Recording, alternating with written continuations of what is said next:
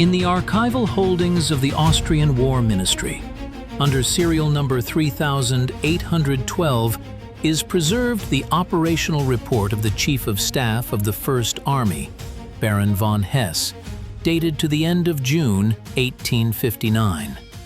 This document, composed in dry, clerical language, records the critical discrepancy between planned deployment indicators and the actual situation of the formations on the left bank of the Mincio River. The report's text documents the state of extreme exhaustion of the personnel and the actual paralysis of logistical chains, which became the starting point for the events at Solferino. Before we proceed to a detailed reconstruction of this large-scale clash, I ask you to subscribe to our channel to support the further development of historical research and the release of new analytical materials. The politico-economic context of the 1859 campaign was defined by Piedmont's aspiration to unify Italy under the aegis of the Kingdom of Sardinia, and France's intention to weaken Austrian influence in the Lombardo-Venetian region. By mid-June, the Allied forces of France and Sardinia had concentrated significant resources. The French Empire, under Napoleon III, deployed 5 army corps. The total strength of the grouping amounted to about 128,000 infantrymen, 10,000 cavalrymen, and 312 artillery pieces. The Kingdom of Sardinia fielded 35,000 bayonets, 3,000 sabres, and 90 guns. The Allies' technical superiority was ensured by the use of rifled artillery of the Lahit system. These 4- and 12-pounder caliber guns had an effective range of up to 3,200 meters, which was twice that of the Austrian smoothbore cannons. The Austrian Empire, under the command of the young Emperor Francis Joseph I, had 2 armies at its disposal. The First Army, under Count Wimpfen, and the Second Army under General Schlick, together numbered 145,000 men, with 424 guns. The main weapon of the Austrian infantry was the Lorenz caplock rifle of the 1854 model. Despite the high accuracy of this weapon, Austrian tactics of the time still relied on massed bayonet attacks in dense columns, which, under conditions of rifled artillery use, led to increased personnel expenditure. The Austrians' supply lines were stretched. The capacity of the railway from Verona was limited, which resulted in shortages of food and ammunition in the forward units already by June 20th. The chronicle of events on June 24, 1859, began with a large-scale tactical blunder on both sides. Neither the French nor the Austrian staffs had precise data on the enemy's positions. The French command assumed that the Austrians had entrenched themselves on the eastern bank of the Mincio, while Francis Joseph planned a general offensive, believing that the Allies were still marching toward the Chiese River. At 3:30 in the morning, the French corps began moving eastward in 4 parallel columns. The First Corps of General Barraguet-D'Illier advanced on Solferino. The Second Corps of MacMahon headed for Castiglione. The Fourth Corps of General Neil targeted Medole. The Third Corps of Canrobert provided cover for the southern flank. The first combat contact occurred at 5 o'clock in the morning in the Medole area. The advanced units of the French Fourth Corps clashed with the Austrian Ninth Corps of Count Schafgotsch. Here it should be recorded as the first significant planning error. On the Austrian staff maps, the Medole area was marked as a secondary sector, which led to reduced defensive density. At the same time, General Neil, acting contrary to the initial march schedule, initiative deployed artillery and began a massive bombardment of Austrian positions. By 6 o'clock in the morning, the battle in the southern sector took on the character of a meeting engagement with high fire intensity. Ammunition expenditure in the 4th French Corps averaged 42 rounds per gun by 9 o'clock in the morning. The central sector of the front in the Solferino Heights area became the site of the most fierce confrontation. The village of Solferino, located on an elevation, dominated the surrounding terrain, allowing control over movements on roads within a 5-kilometer radius. The French 1st Corps began the assault on the heights at 6:30. In this sector, the technical advantage of the French riflemen was revealed, who used Minié bullets that retained lethal force at distances inaccessible to the Austrian blocking detachments. However, the terrain's topography, characterized by narrow passages and steep slopes, neutralized the numerical superiority of the attackers. By 8 o'clock in the morning, the first attack on the Spy of Italy Tower was repulsed by the Austrian 5th Corps under the command of Feldmarschall Lieutenant Stadion. Here it is necessary to note the second discrepancy in archival sources. In the combat log of the French Imperial Guard, it is indicated that the order to enter the battle was received at 9:15. However, in the personal notes of General Saint-Jean d'Angély's adjutant, it is recorded that the Guard began moving toward Solferino only at 10:45 due to a jam on the narrow bridge over the Essenza Canal. This 1.5-hour delay allowed the Austrians to transfer reserves of the 1st Corps of Clam Gallas to strengthen the center. As a result, the intensity of artillery fire in the central sector reached 12 bursts per minute for every 100 meters of front. The northern flank of the battle in the San Martino area became the zone of responsibility of the Sardinian army under the command of King Victor Emmanuel II. Against them acted the 8th Austrian Corps of Benedek. The Sardinians began the offensive at 7 o'clock in the morning. The combat actions here were fragmentary in nature due to the rugged terrain, abounding in vineyards and stone walls, which were used by the Austrians as natural fortifications. Benedek, possessing better artillery training and discipline of his units, successfully repelled 4 consecutive attacks by Sardinian divisions. By noon, the Sardinian army had lost more than 2,500 personnel out of action, without advancing more than 500 meters from the initial positions. By 14 hours, the situation had reached a critical point. The air temperature rose to 38 degrees Celsius, leading to mass cases of heat stroke and complete loss of combat effectiveness of units deprived of access to drinking water. The logistical calculation for water supply, laid down in the mobilization plan of the French General Staff, proved unfeasible due to the destruction of wells by the retreating Austrians. At the same time, Napoleon III made the decision to commit the last reserves of the Imperial Guard to capture the cemetery and the old church in Solferino. The third identified planning error concerns the actions of the Austrian Second Army. The Army Commander General Schlick held the 11th Corps in reserve for 3 hours, awaiting a French advance from the direction of Mantua, which never materialized. This decision deprived the Austrian center of necessary support at the moment of the decisive French assault. At 15:30, French grenadiers captured the key height of Solferino. The Austrian defense was torn into 2 isolated sectors. At 16 hours, a powerful thunderstorm with hail broke over the battlefield, leading to a temporary halt in active combat operations. Visibility dropped to 15 meters. The storm front introduced chaos into the troop command system.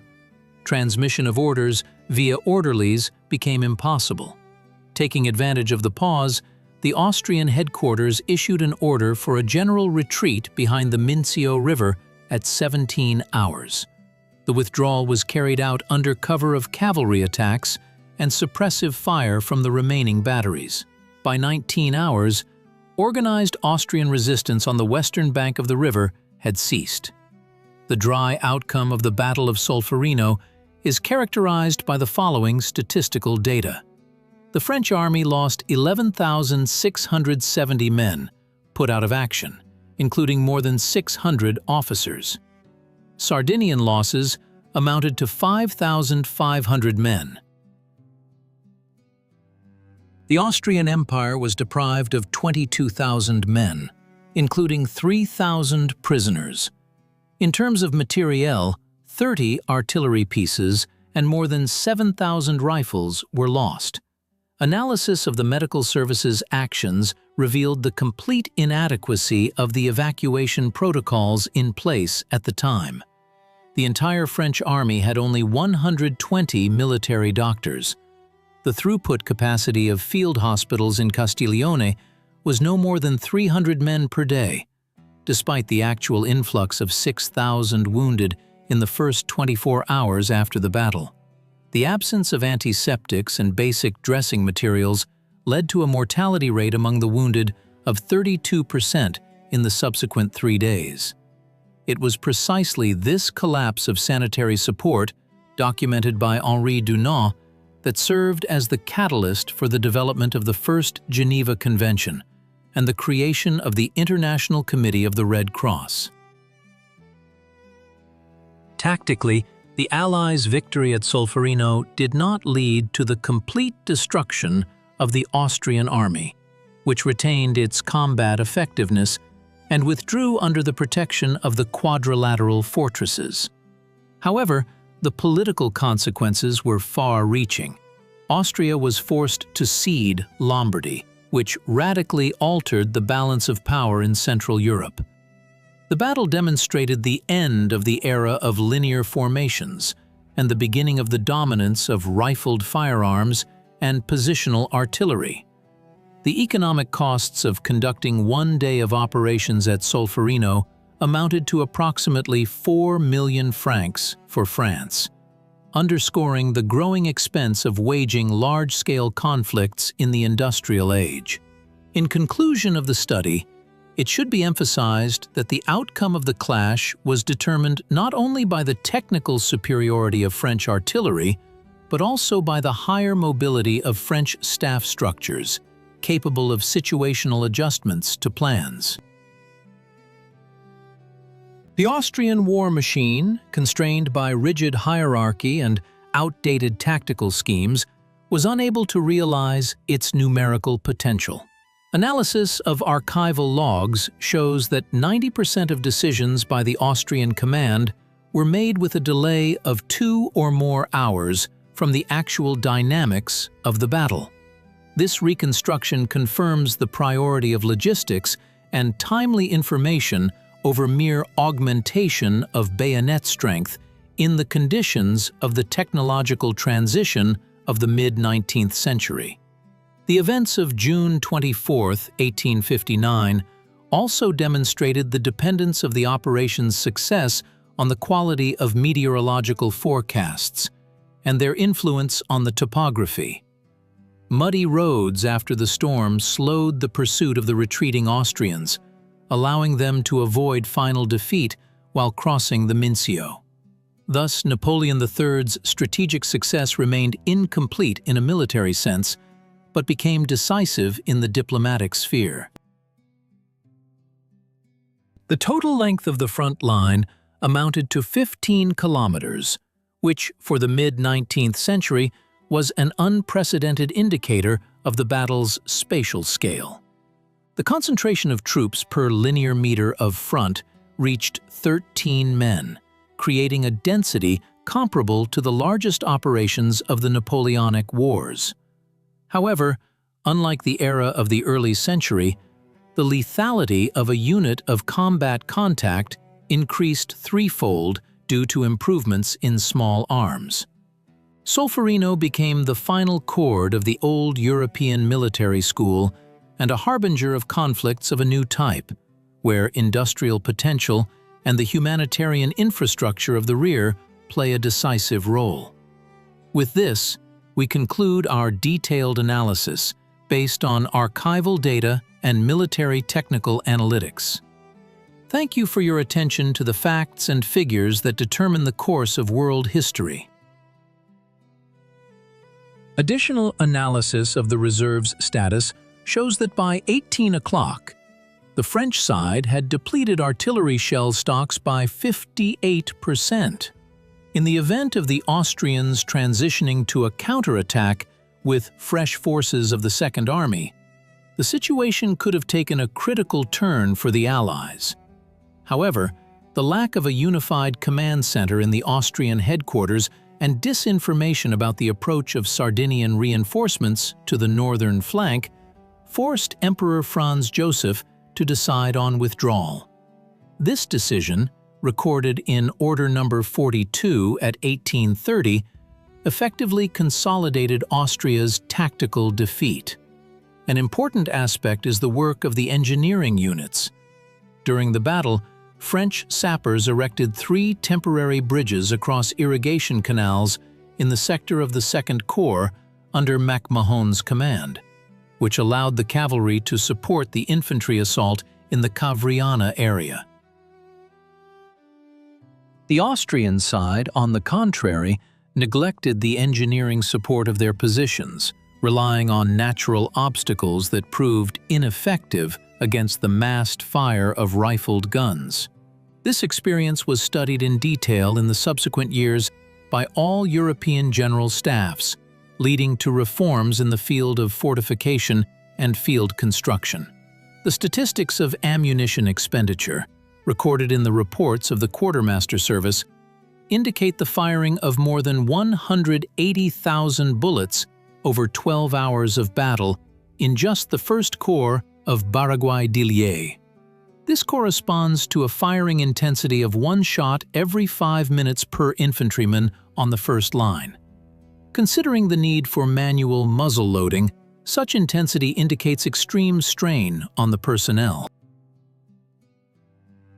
The physical condition of the soldiers at the moment of ceasefire was characterized as complete apathy due to extreme dehydration and the acoustic pressure of artillery. Thus, the reconstruction of the Battle of Solferino, based on documents, confirms that victory was achieved through a combination of technological superiority in artillery and aggressive maneuvering at the corps command level, despite serious failures in logistics and high-level management. This event forever changed not only the map of Europe, but also international law, introducing standards of humane treatment for those who fell in battle or were put out of action due to health conditions. The final analysis of archival data on the state of communications in the rear of the Austrian army confirms that the delay in receiving orders by units of Benedek's 8th Corps on the northern flank occurred due to a break in the telegraph line in the Valeggio area at 12:40. This made San Martino an isolated pocket of resistance, which, despite Benedek's tactical success, was unable to influence the overall catastrophic situation in the center. Coordination between the 1st and 2nd Austrian armies was finally disrupted by 14 hours, which predetermined the impossibility of an organized counterattack. The Battle of Solferino remains in history as an example of a clash where the courage of the personnel collided with systemic errors in command and logistical collapse. Studying this event through the prism of documents allows one to see behind the facade of heroic canvases the harsh mechanics of war, where every lost hour and every misread coordinate is converted into thousands of lives put out of action. The application of rifled artillery became the factor that shifted military operations from the realm of the art of maneuver into the realm of mathematical calculation of firepower, which was duly recorded in the final reports of the general staffs on the results of the 1859 campaign.